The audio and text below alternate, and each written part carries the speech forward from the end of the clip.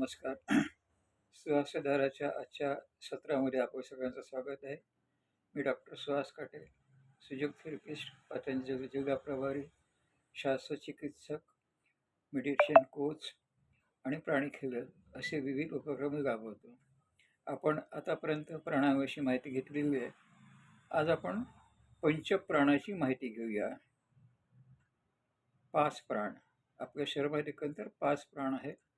हा प्राण जेव्हा निघून जातो तेव्हा शरीर निष्क्रिय होतं, अचेतन होतं, चेतनाहीन होतं. प्राण आहे आपला हृदयस्थानी, अपान आहे नाभीस्थानी, नाभीच्या खालपासून आपल्या गुदद्वारापर्यंत, आणि उदान प्राण आहे आपला कंठाच्या वर, समान प्राण आहे आपला नाभीच्या मागे, आणि व्यान प्राण आहे पूर्ण शरीरवर. असे 5 प्राण आपल्या शरीरामध्ये स्थित आहेत. आपण जेव्हा नैवेद्य दाखवतो तेव्हा ओम प्राणा स्वाहा, अपाना स्वाहा, उदाना स्वाहा, समाना स्वाहा, व्याना स्वाहा असे आपले पाणी फिरवतो आणि मग तेव्हा नैवेद्य दाखवतो. हे पंचप्राण आहेत त्याच्यामध्ये. आणि असं प्रत्येकाचं वेगवेगळं वैशिष्ट्य आहे. हा जो प्राण आहे हा हृदयस्थानी, हा प्राण आपल्या शरीरामध्ये स्थिर आहे.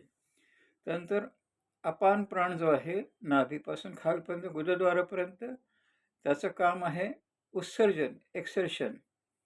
उत्सर्जन कशाचं? मलमूत्र विसर्जन, शुक्र विसर्जन, त्यानंतर मासिक पैसा रक्तस्राव जो असतो त्याचं विसर्जन. असं विसर्जनाचं काम त्या अपान प्राणाद्वारे केलं जातं. त्यामुळे आपल्या शरीराचं शुद्धीकरण होतं. दुसरा प्राण आहे समान प्राण, नाभीच्या मागे. इथे आहे आपली डायजेस्टिव्ह सिस्टीम, पचन संस्था. अन्नाचं पचन होतं आपल्याला. इथे पॅनक्रियाज आहे, लिव्हर आहे, आणि पक्वाशय, अग्नाशय वगैरे हे सगळे अवयव आहेत, आणि हे आपलं काम करतात, आपलं अन्न पचवण्याचं काम करत. त्याच्यामध्ये लिव्हर आहे त्याच्यामध्ये. नंतर आहे आपला उदान प्राण, कंठाच्या वर. इथे बोलण्याची क्रिया होते, उभ्या राहण्याची क्रिया होते. त्यानंतर आपलं आहे व्यान प्राण. व्यान प्राण जो आहे आपला पूर्ण शरीरभर आहे. आपला व्यान प्राणाचं कर्तव्य त्याच्यामध्ये circulation of emotions and thought, विचारांचं प्रवाह पूर्ण शरीरभर त्याच्यामध्ये प्रवाहित होतं. भावना ज्या आहेत आपल्या, त्या भावना खालपासून वरपर्यंत आपल्याला मेंदूपर्यंत पोहोचवल्या जातात, मेंदूपर्यंत आपल्याला खालपर्यंत शरीराला पोहोचवलं जातं.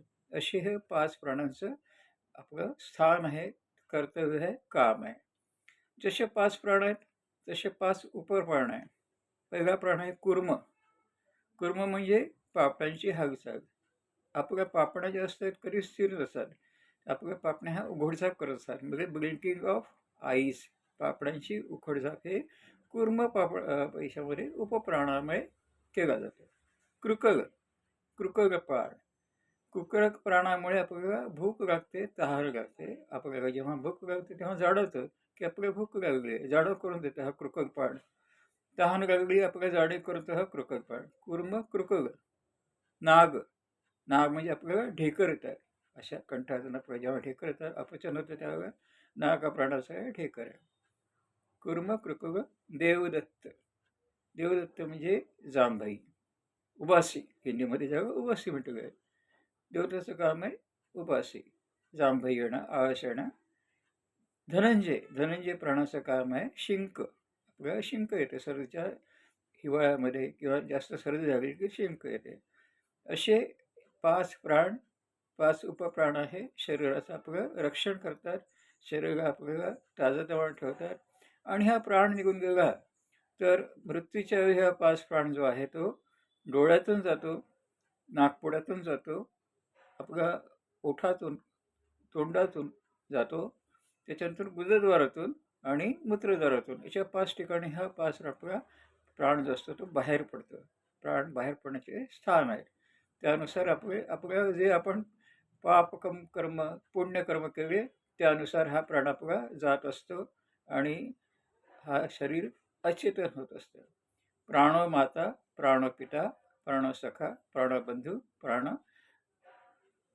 सर्व आहे. प्राणमाता आहे, पिता आहे, बंधू आहे, सखा आहे, सगळं आपलं याच्यामध्ये नात्यांमध्ये हा प्राण आपला संरक्षण करत असतो.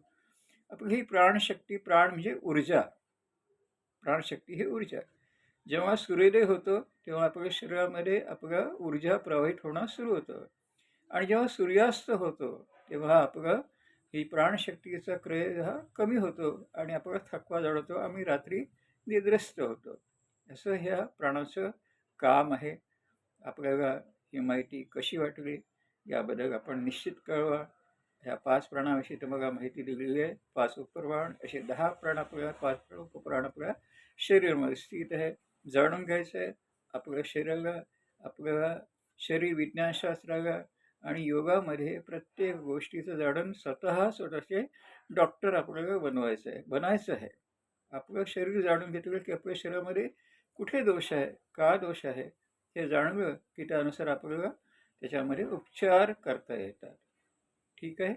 तर आपण या क्षेत्रामध्ये जॉईन झाला त्याबद्दल आपलं धन्यवाद, अभिनंदन आणि परत भेटूया आपण पुढच्या वेळेला नवीन माहिती घेऊन. तोपर्यंत आपला अल्पविराम घ्यायचा आहे. आपल्याला ही माहिती कशी वाटली लाईक करा, शेअर करा आणि आपल्या लोकांपर्यंत पोहोचा. आपल्याला काही शंका असल्यास आपण विचारू शकता. मला संपर्क करून लोका समस्ता सुखिना भवन्तु.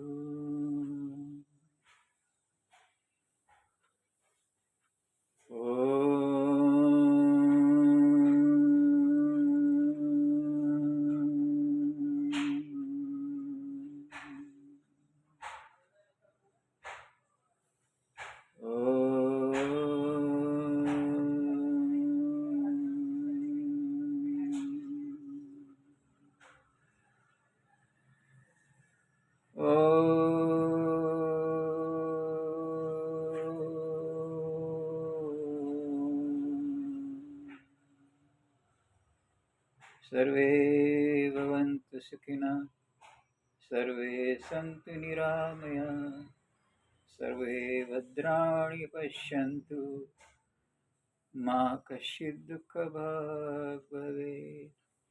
ॐ शान्तिः शान्तिः शान्तिः.